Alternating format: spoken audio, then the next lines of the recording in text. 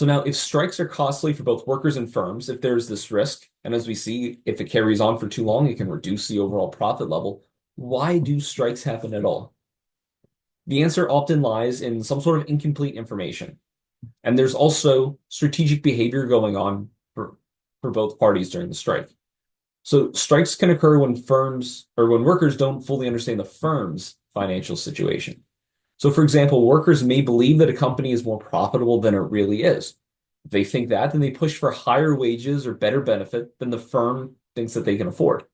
This disconnect between what the workers, what the union members think the firm can offer, and what they're actually able to offer can result in a breakdown in negotiations and ultimately a strike.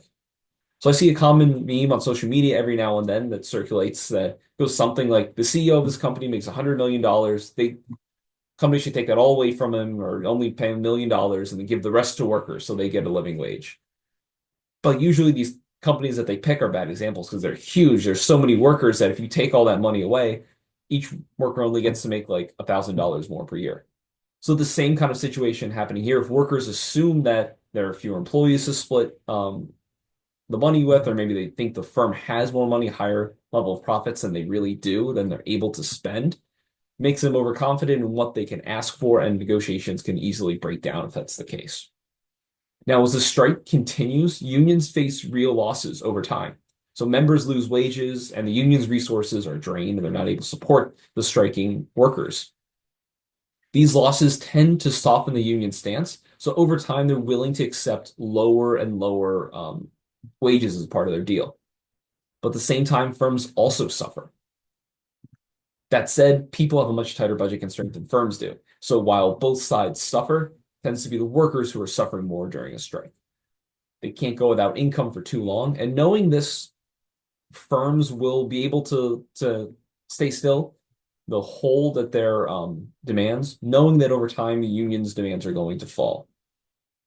They can anticipate this ahead of time. But like I said, strikes are still costly for firms. They're halting production, they're losing revenue, their customers or clients, the relationship with them are suffering while they're unable to fulfill their obligations to them. So firms, while they're able to wait out strikes, they can't do it for too long because these costs really mount for them as well. So the firm is going to try to maximize their overall profit, even with this temporary cost of the strike.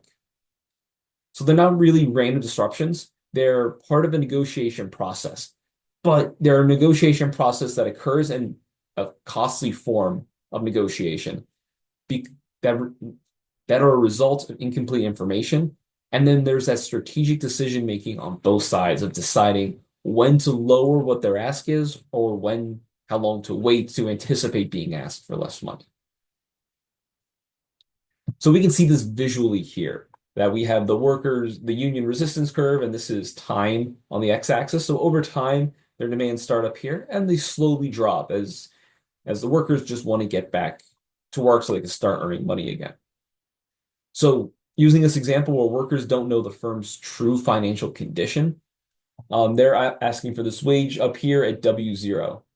The firm's ISO profits are here, and we have a lower one in here.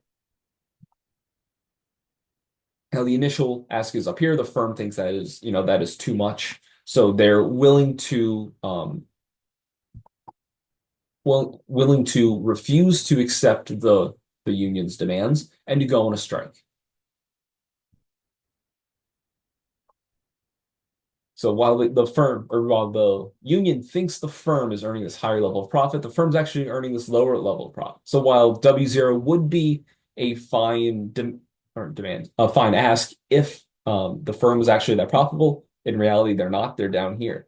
So what the firm will do, they will let the union strike, knowing that over time their wage demands are going to fall.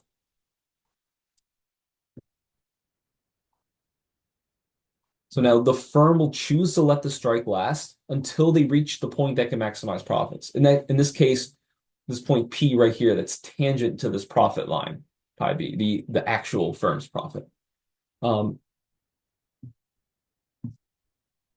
Yeah, if they wait any longer, the firm chooses to wait longer, they can get lower wages from the union. However, that's going to result in a lower profit for the firm. The reason being that they're not receiving this revenue during the time that the strike drags on. So they have to consider how long the strike is occurring, um, what that's going to do to their potential profits, and what that will do to the union's demand for wages. Now, I'm not going to say it's necessarily a bad thing that workers overestimate the firm's financial position. First of all, I work at WVU and I don't know how WVU is doing. I have a general idea from the beginning of the semester faculty and staff meeting, but I don't look at financial statements, so I don't really know. So I can't blame other workers for being the same as me. Also, it's this sort of adversarial negotiations between both workers, whether it's individually under normal circumstances or collectively as a union, against firms that help reach equilibrium wages in general. That's how the market process works. It's not great when it breaks down, results in a strike that's costly, that reduces the firm's profit and causes all these issues in the economy. But that sort of negotiation back and forth of two opposed sides ends up getting us to the equilibrium, to like the efficient allocation of resources, as economists like to say. So it's not a terrible thing in and of itself that firms and workers to the union are starting off in different places and negotiating. Now, strikes are most likely to exist when information asymmetries exist between workers and the firm's management. But something your textbook notes, and I think is really important, is that it's also likely for strikes to occur if the firm's stock price is more volatile. Basically, what it means is that it's more difficult for investors to accurately assess the firm's value. So it's difficult for the firm in these situations to also assess their value, to get an accurate sort of estimation of how well they're doing. Now, it's also worth noting that how common strikes are has significantly fallen since 1950s. We see a lot fewer strikes and a lot fewer workers involved in strikes today than we did back in the 1950s. Partially it's because of the fall of labor unions and the shift away from manufacturing employment in this country. Partially because firms have a much better idea of their financial performance nowadays.